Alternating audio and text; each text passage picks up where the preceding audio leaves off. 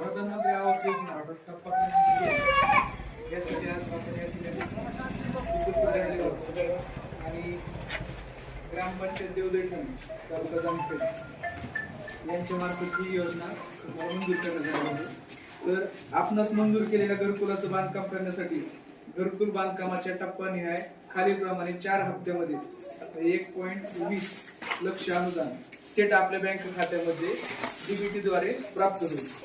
तुम्हाला कॅश मिळणार नाही किंवा चेक नाही मिळणार. तुमच्या बँकेचे जे अकाउंट आहे आधार लिंक केले त्यावर तुमचे ते पैसे जमा होणार आहेत. आणि याशिवाय रोजगार हमी योजना, स्वच्छ भारत मिशन याचं सुद्धा अनुदान तुम्हाला मिळेल.